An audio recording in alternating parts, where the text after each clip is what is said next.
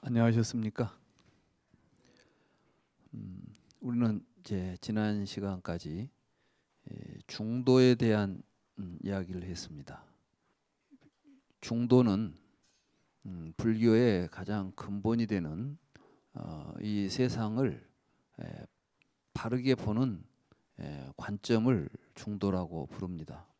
우리는 이 세상을 이해할 때 있는 것과 없는 것으로 구분해서 이 두 모순 구조 속에서 이 세계를 이해합니다.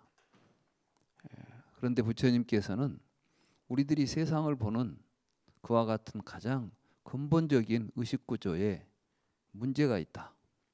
이것은 세상을 바로 보는 정견이 되지 못한다. 이런 걸 깨달으신 거예요.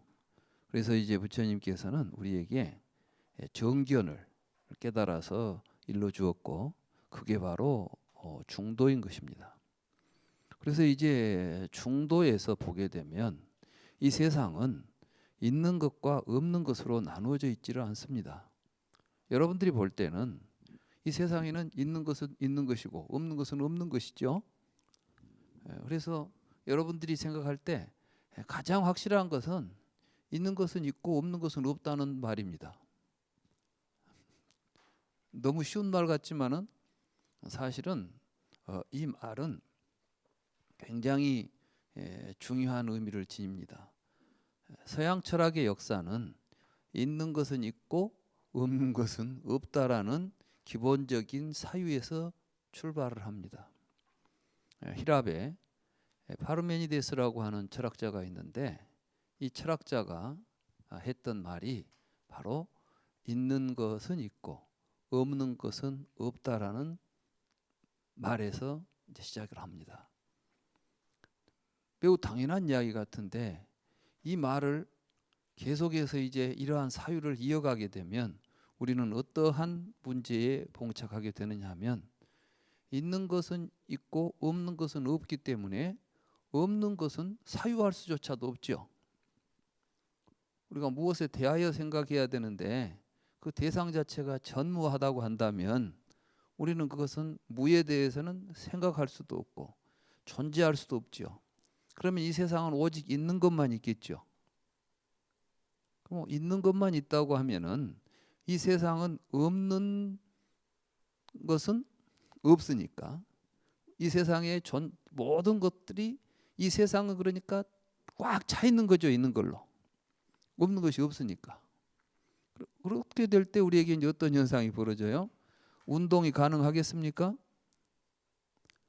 내가 운동한다는 것은 공간, 비어있는 아무것도 없는 곳이 있어야죠. 여러분이 오늘 오실 때 무엇이 꽉 차 있었다면 여기 오실 수 있어요, 없어요? 오면서 보니까 자동차가 좀 정체만 돼도 오기가 어렵더라고요. 근데 빈 공간이 없이 꽉 차 있다면은 움직일 수 없겠죠. 그러면 운동도 부정해야 되고 또 변화도 부정해야 돼요. 왜냐하면 이제 변화라는 것은 있던 것이 없어지고 없던 것이 생기는 것이 변화죠. 맞죠? 그럼 변화를 설명할 수가 없어요. 그래서 이제 이 파르메니데스를 이제 따르는 그 학파에서는, 그러니까 우리가 보고 있는 변화라거나 생성, 운동 이런 건 다 착각이다. 실제로 있는 것만 있어야 되지 않겠느냐. 그러면 이제 우리가 보고 있는 이 세상의 모든 현상들은 실제합니까? 현상입니까? 우리가 지금 착각하고 있는 것이죠. 있는 것만 있어야 되니까. 그래서 결국은 있는 것을 긍정하다 보니까 이 세상에 있는 모든 것들을 부정해야 되는 이러한 모순에 빠져버리는 거예요.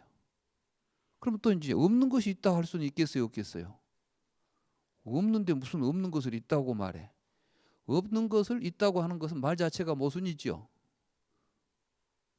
그래서 이제 있는 것만 있다고 해야 되고, 그럼 참으로 있는 것이 뭘까?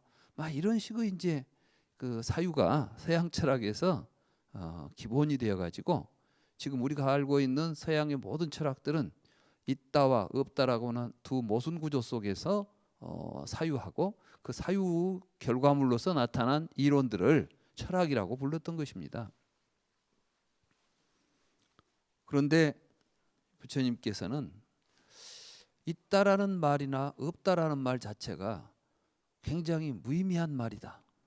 그러니까 우리는 있다라는 말과 없다라는 말을 통해서 이 세계를, 이 두 개의 양극단적인 견해를 통해서 이 세계를 이해하려고 하지 말고, 이 있음과 없음이라고 하는 그것이 도대체 무엇인지, 있음과 없음에 대한 올바른 이해를 하게 되면 이 세상은 있다고 한다거나 없다고 한다거나 이런 식으로 표현할 수 있는 내용이 아니다라는 것입니다. 그러면 무슨 말이냐 이게.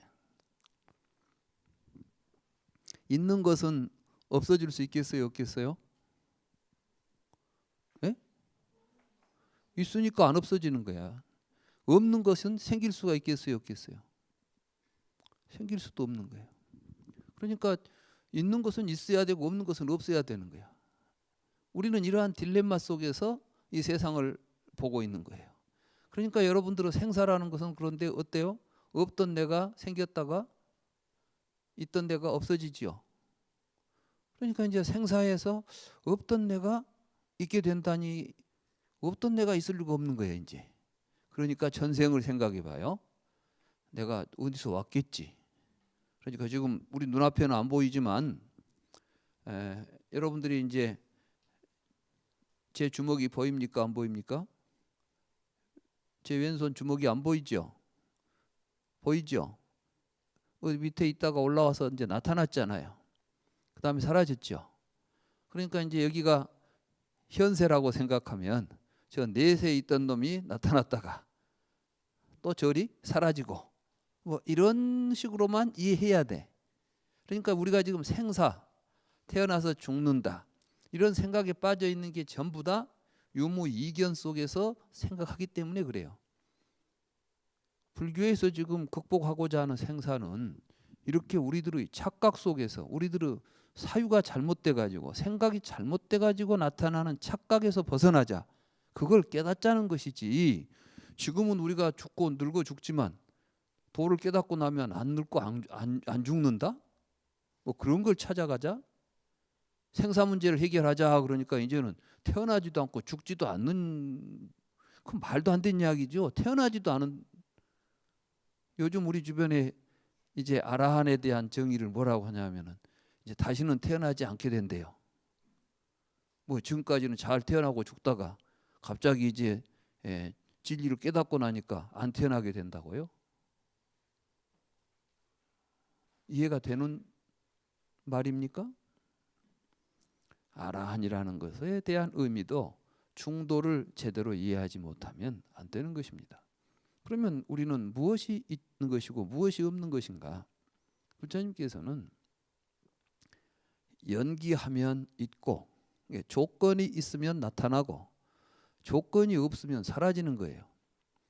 이게 우리가 말하는 있다 없다라는 것들이에요. 제 목소리가, 제가 이야기할 때 제 목소리가 있습니까, 없습니까? 있죠. 제가 말하지 않을 때 제 목소리가 있습니까, 없습니까? 그럼 목소리는 어떻게 있죠? 조건이 갖추어지면 있죠. 조건이 사라지면 사라지죠. 이 세상의 모든 것은 이렇게 조건에 의해서 나타나고 사라지고 있을 뿐이지, 무엇이 있다거나 없다거나 이렇게 말할 수 있는, 있다는 말이나 없다는 말로 지칭할 수 있는 존재는 단 하나도 없다. 이게 연기예요. 그러니까 연기의 관점에서 보면 있네 없네 하는 말로서 규정하고 인식할 수 있는 대상들이 실제로는 있습니까, 없습니까? 그걸 공이라고 불러요. 공. 그러니까 색즉시공 공즉시색, 그렇게 말하는 거야.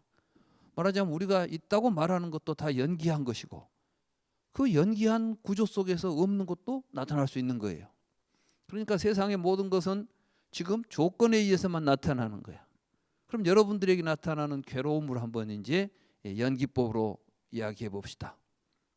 그럼 여러분들이 지금 괴롭다 하는 괴로움은, 어디 괴로움이라는 놈이 여러분들 속에 들어와 가지고 속에서 지금 여러분 몸속에 머물고 있으니까 괴롭습니까?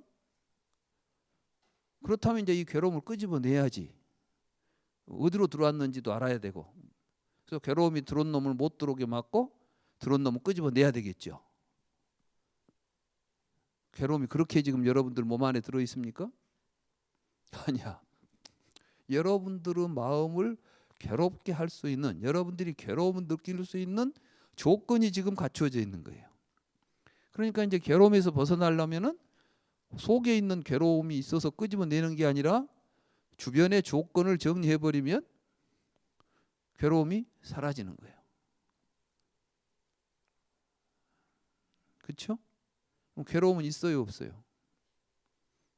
괴로움은 조건이 있으면 나타나서 있고 그 조건을 없애버리면 괴로움은 사라지게 돼 있어.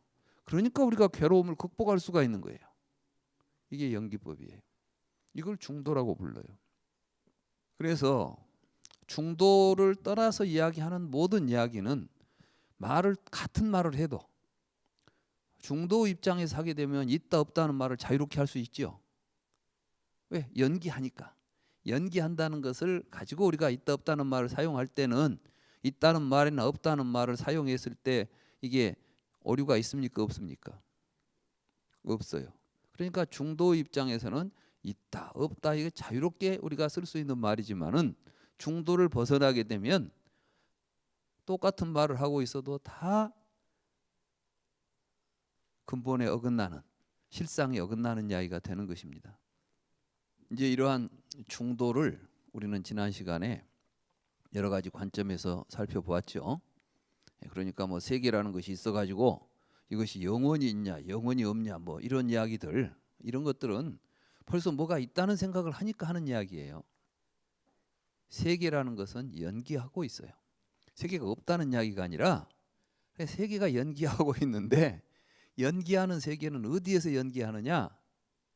우리는 또 연기법을 이야기할 때 가장 기본적으로 부처님의 연기법은 마음에서 연기한다는 것을 이야기하는 거예요. 세상에 있는 모든 존재들은 여러분들의 마음에서 일어난 것들이에요. 기신론에 보면 심생즉 종종법 생이요 심멸즉 종종법 멸이다. 그러니까 마음이 일어나면 온갖 법들이 나타나고 마음이 사라지면 모든 법들이 사라진다. 이런 이야기가 있죠. 심생즉 종종법 생이요 심멸즉 종종법 멸이다. 이걸 원효대사가, 이 말씀의 의미를 원효대사가 무덤 속에서 이 해골바가지 물을 마시고 깨달은 거예요. 우리는 마치 원효대사께서 하신 말씀처럼 알고 있지만 사실은 기신론에 나온 말씀인데, 아마 이제 우리 원효대사께서 기신론 공부를 열심히 하셨겠죠. 또 도대체 왜 마음이 일어나면 무엇이 나타나고 마음이 사라지면 뭐가 사라진다는 말이 도대체 뭘까? 그 깊은 뜻을 아마 알지 못했던 것 같아요. 그래서 이제 중국에 유학을 가서 불교 공부를 해야 되겠다 이렇게 생각을 하고 중국으로 가시다가 무덤, 이제 총간 무덤들이 있는 곳에 이제 하루 저녁을 머물게 됐는데 목이 말라서 물을 찾으니까 바가지에 물이 있더라는 거죠. 저녁에 보이지 않는 데서 그 물을 촥 마셨더니 그렇게 시원하고 맛있는 물이 이제 없어요. 그래서 이거 참 맛있다. 아침에 일어나서 그 물을 다시 찾아서 먹으려고 보니까 해골 바가지에 시체가 썩어 있는 물이 담겨 있더라는 거예요. 그러니까 어제 저녁에 맛있는 물은 내 마음이 맛있다고 느끼는 마음이 일어났을 때 맛있는 물이고, 지금은 내가 그걸 보고 역겨운 생각이 일어나니까 역겨운 물이 지금 내 앞에 있는 거예요. 그 도리를 가지고 세상의 모든 것들을 이제 살펴보니까 그게 일체법이다 그러는 거예요. 여러분 앞에 제가 있죠. 여러분이 보는 제 모습은 여러분은 눈으로 본 모습이에요. 말하자면 이 모습을 드러내는 마음이 여러분들에게 지금 일어나고 있는 거예요. 여러분들이 눈을 감으면 이 마음이 일어나질 않아. 그러니까 사실은 여러분들이 보는 바깥에 있는 모든 형태는 여러분들은 마음이 일어나서 지금 작동하는 모습인 것이지 밖에 그런 게 있질 않아요. 근데 우리는 그것이 마치 있다는 것으로 착각을 하고 있는 거예요. 이게 이제 전도몽상이에요. 이러한 진리를 우리는 모르고 있었어요. 부처님은 그걸 깨달은 것입니다. 그래서 이제 오늘부터 남은 시간 동안 할 이야기는 이러한 중도 입장에서 부처님께서 진리를 깨달았는데, 진리를 깨닫는다는 것을 철학적으로 말하면 진리를 인식했다 이렇게 말하는 거예요. 그러니까 이제 철학에서 인식론은 진리를 어떻게 우리가 알 수 있는가의 문제지요. 불교를 공부하는 목적은 생로병사의 괴로움을 벗어나기 위해서인데, 이 생로병사의 괴로움에서 벗어나려면 반드시 우리는 생로병사의 실상을 알아야 됩니다. 여러분들이 감옥을 탈출하려면 감옥이 어떻게 생겨 있는 줄 알아야 탈출하겠죠. 담장은 높이가 얼마고, 뭐 땅바닥은 어떻게 돼 있고. 그러니까 이제 담장이 높아서 넘어갈 수가 없으면 바닥을 뚫고라도 나와야 될 거 아니요. 그러니까 우리는 이제 우리가 우리의 어떤 실상을 알아야만 문제를 해결할 수가 있어요.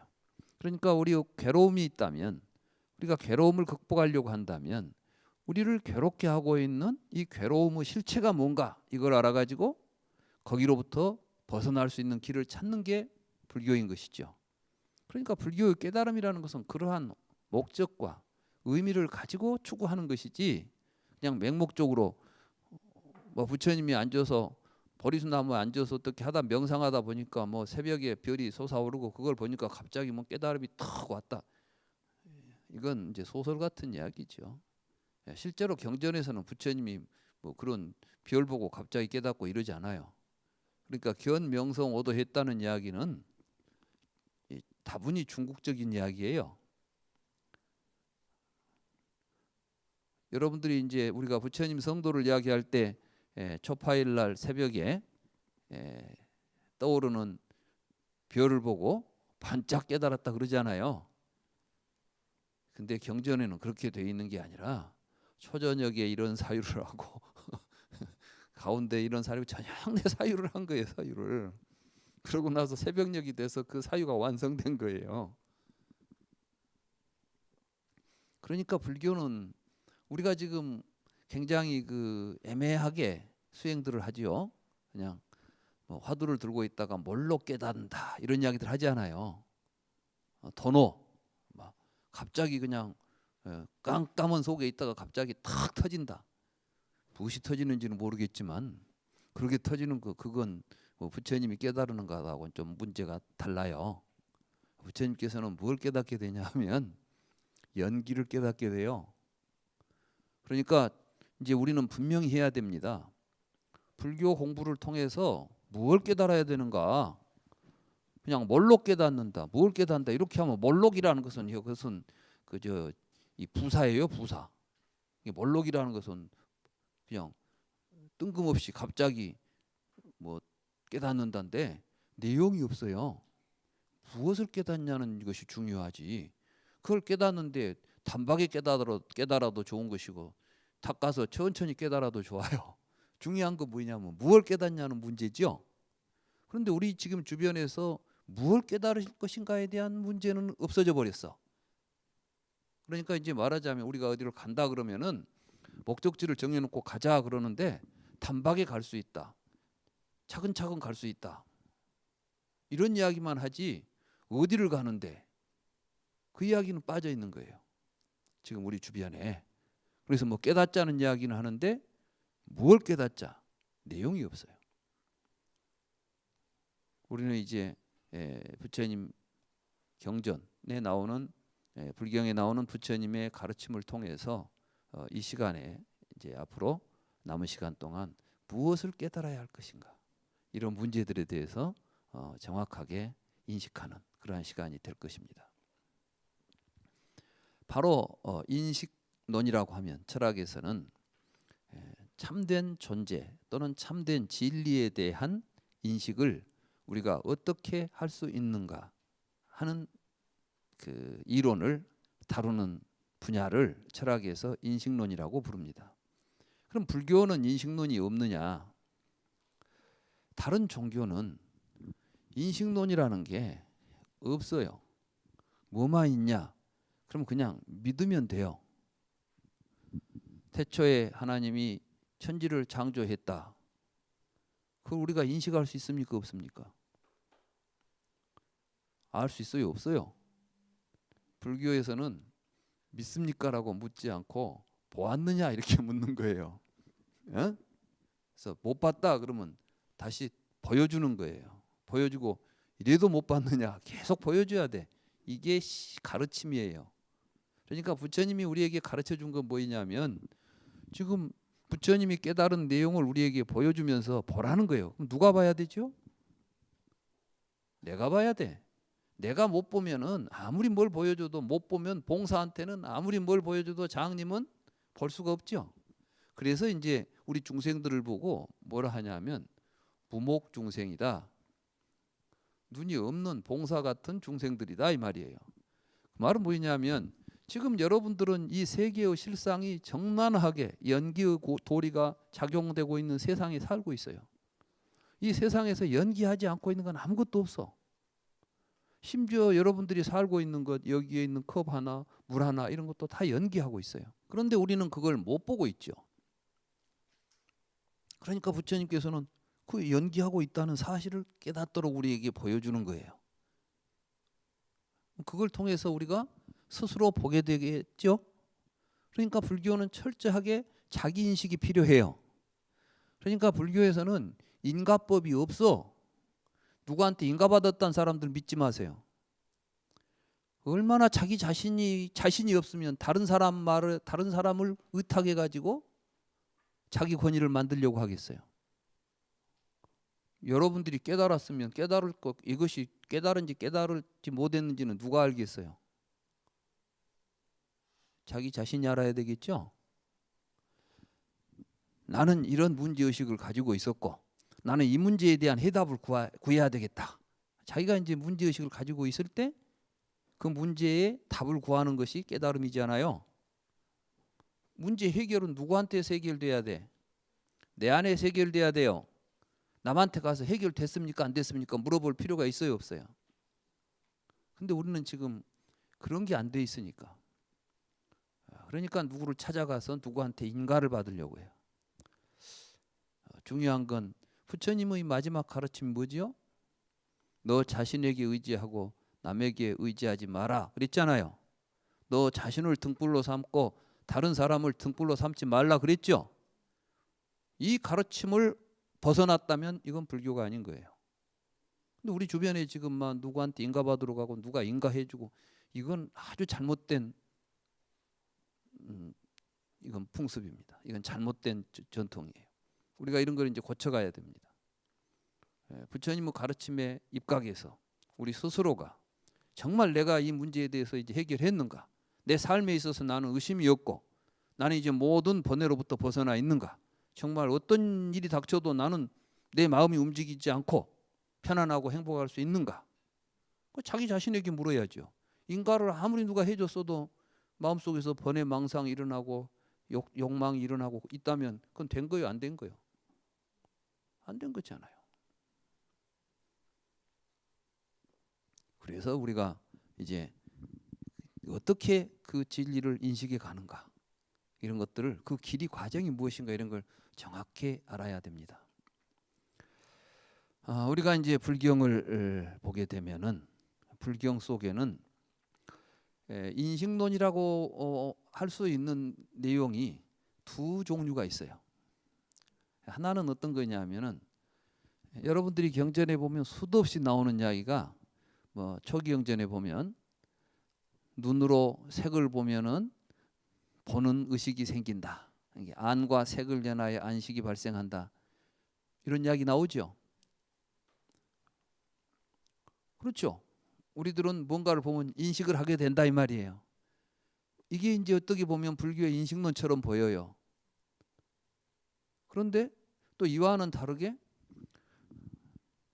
이런 선수행을 하게 되면 이제 구차재정이라는 이제 수행을 하게 되면 하나하나 뭔가 깨달아진다. 이런 이제 깨달음에 대한 이야기가 있어요. 그러니까 우리가 불경에 보면은 인식론이라는 철학적인 그 범주로 다룰 수 있는 내용이 전혀 다른 내용으로 두 가지가 등장한다는 거죠. 이런 내용들을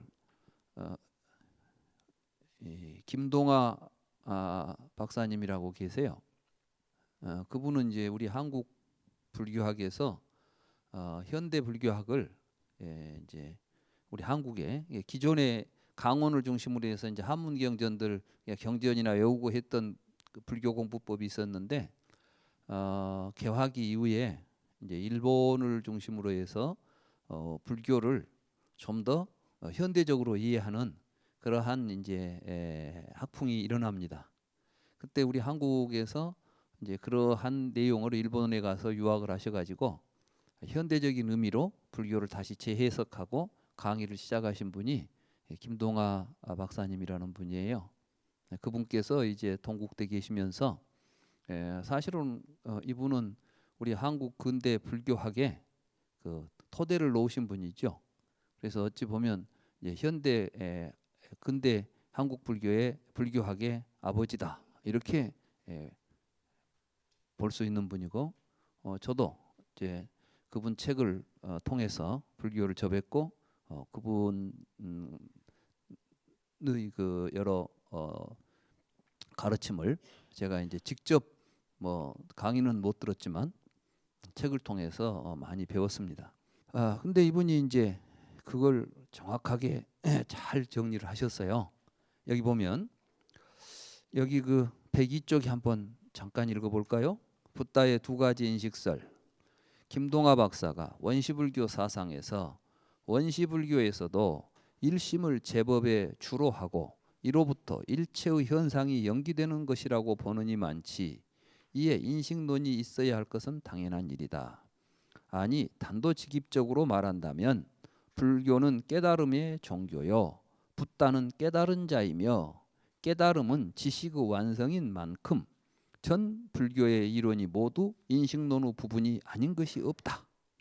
그러니까 사실은 이제 불교는 근본적으로 인식론이 주가 돼 있어요. 참고로 이제 다음에 우리가 또 존재론을 이야기하게 되겠는데 불교에서는 인식론의 기초에서 존재론이 서요.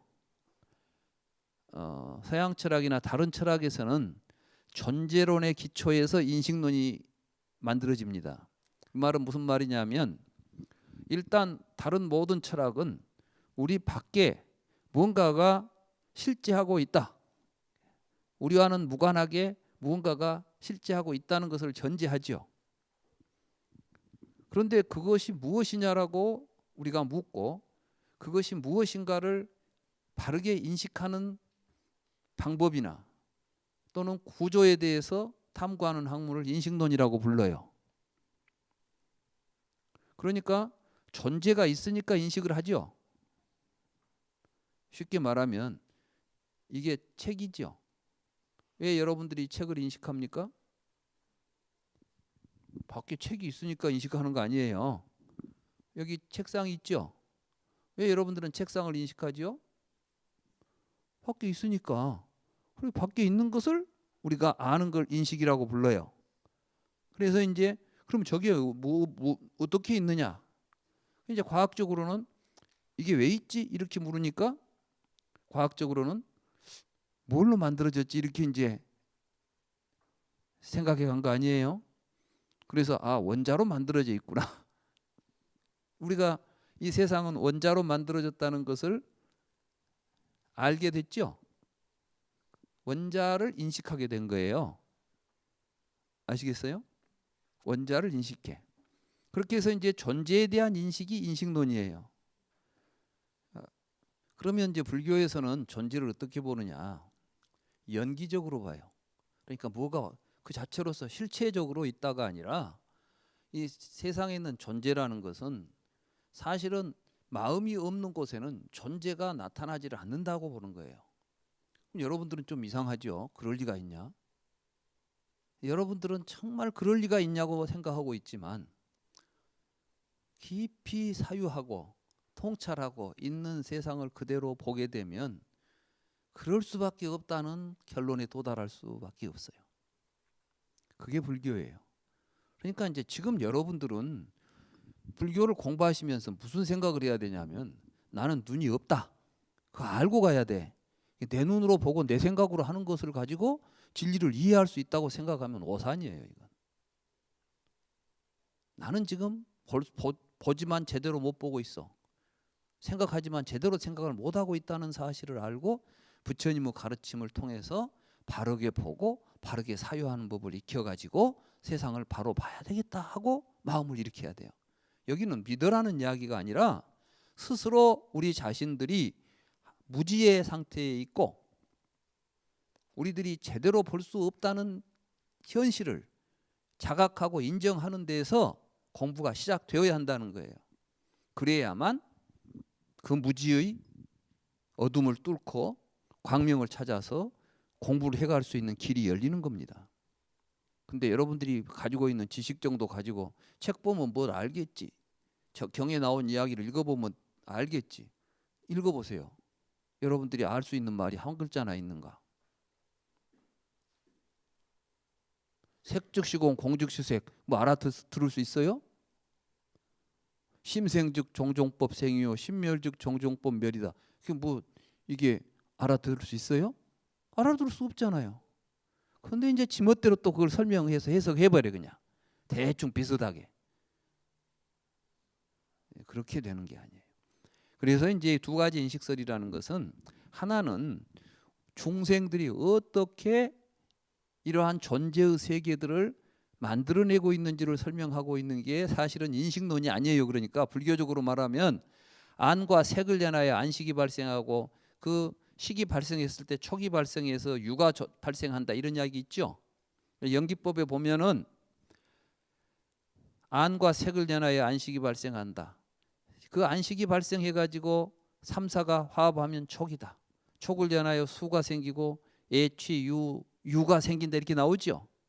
그 유가 존재예요. 그러니까 우리가 지금 생각하는 모든 존재들은 우리들이 살아서 보고 느끼고 생각한 결과물들이에요. 여러분들의 마음은 여러분들의 눈으로 보고 귀로 듣고 코로 냄새 맡고 혀로 맛보고 만지기 때문에 형성된 마음이에요. 그러니까 여러분들을 눈도 막아버리고 귀도 막아버리고 싹 지각을 못하게 해버리면 여러분들은 마음이 작동을 못해요. 그러니까 이제 지적인 장애나 이런 것들이 사실은 태어나서부터 물론 선천적 장애도 있을 수 있겠죠. 근데 이제 중요한 게 뭐냐면 이런 걸 우리가 알아야 이제 불교를 통해서 불교를 바르게 알면 우리가 자녀를 키우고 교육하는데도 굉장히 도움이 돼요. 사실 요즘 보고 있으면은 너무 무지해가지고 지 자식을 낳아놓고도 어떻게 키울 줄을 모르고 그냥 학교에다만 던져놔요. 학교에서는 압니까? 그러니까 우리 교육이 지금 거의 엉망이 돼 있잖아요. 사실은 인간의 형성은 보고 듣고 냄새 맡고 맛보고 만지는 데서 출발해요. 그렇기 때문에 제대로 보고 제대로 느낄 수 있는 교육을 해줘야 되는 거예요. 이 마음이 어떻게 형성된 줄을 알고 그렇게 형성된 마음에 의해서 세상이 연기한다는 사실을 올바로 이해하면 우리는 세상을 다른 식으로 살 수밖에 없는 거예요. 그러니까 이제 불교를 바르게 이해하고 깨닫게 되면 우리의 삶이 달라지고 우리 자신이 달라질 수 있는 거예요. 그런 의미에서 우리는 이제 불교를 올바로 이해해야 되겠고 그럴 때 불교에서는 아까 김동화 박사님이 말씀하셨듯이 우리의 마음에서 세상이 나타난다. 그 마음에서 세상이 나타나는 모습을 보여주는 것이 여기서 이제 이 책에서는 지각적 인식설이라는 내용이고 그렇게 마음에서 일어난다는 사실을 통찰해서 깨닫는 것을